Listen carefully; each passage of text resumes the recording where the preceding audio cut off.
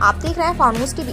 रुड़की के civil lines स्थित एक होटल में पत्रकारों से वार्ता करते हुए भाजपा के पूर्व प्रदेश अध्यक्ष मदन कौशिक ने कहा कि प्रदेश कांग्रेस का घोषणा पत्र देश को बांटने वाला है। उन्होंने कहा कि घोषणा पत्र तुष्टीकरण को बढ़ावा देने वाला है।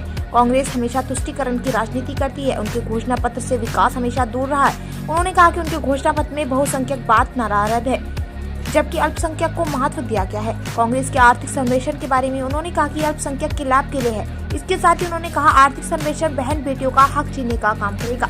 इसके साथ ही कांग्रेस को स्नातक विरोधी बताते हुए कहा कि जिस प्रकार उन्होंने राम मंदिर का न्योता ठुकराया वह भी उनकी मंशा को जाहिर करता है। वहीं उन्होंने लोकसभा चुनाव में उत्तराखंड की 5 सीटों पर भाजपा की जीत का दावा किया। आपको लोगों को बताने का काम करना पड़ रहा है। देखिए, कांग्रेस या कोई भी राजनीतिक दल जब जनता के सामने चुनाव में जाता है और अपना घोषणा पत्र रखता है, उस घोषणा पत्र की अन्य राजनीतिक दलों को जनता के सामने अपनी बात रखने के लिए ये एक रूप में रहता अधिकार है। जब कांग्रेस का घोषणा पत्र है, उन्होंने जितने बिंदु इसमें रखे, इन्होंने बहुसंख्यकवाद को पूरे घोषणा पत्र से निर्धारित किया।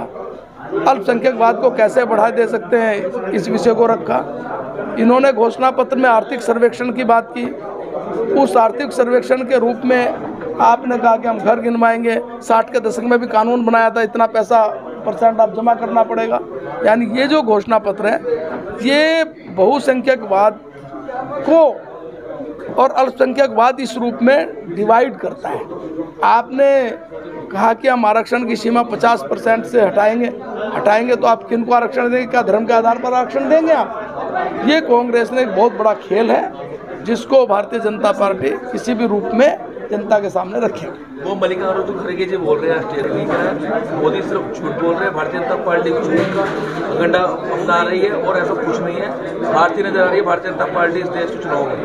उस घोषणा पत्र की कॉपी आपके पास जरूर होगी, आप पत्रकार हैं और पूरे देश के पास। प्रियंका गांधी ने एक बात कही कि जो देश के लिए बलिदान दिया है उनकी दादाजी उनकी माताजी ने कि मंगलसूत्र की बात कह रहे हैं। उस मंगलसूत्र उसके पिताजी ने उसके माँ का मंगलसूत्र किया और बेटी बहनों का मंगलसूत्र इस देश के लिए जा रहा है। क्या कांग्रेस बीजेपी उस पर सवाल उठा रही है? देश की आज़ादी की लड़ाई में लाखों शहीद, लाखों बहनें इस प्रकार देश की आज़ादी के लिए उन्होंने अपना बलिदान सर्वोच्च दिया है।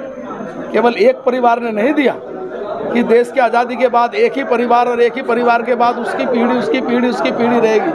देश इस एक परिवार के कारण नहीं है, देश 140 करोड़ लोगों के लिए उन्हीं के कारण है। जी 80 करोड़ लोगों की आपको वोट नहीं मिल रही है? क्यों नहीं मिली?